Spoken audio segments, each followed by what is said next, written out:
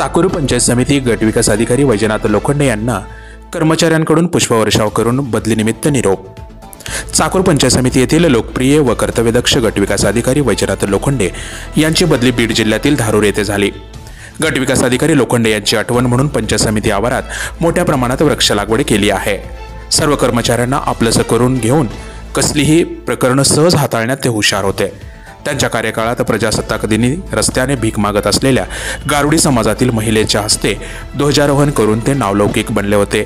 आज तर चक्क कर्मचाऱ्यांनी त्यांच्यावर पुष्पवर्षाव केला तर एका गावातील सरपंचाने गटविकास अधिकारी लोखंडे यांच्या गालाची प्रेमापोटी पप्पीच घेतली। अशा पद्धतीने त्यांना आज निरोप देण्यात आला।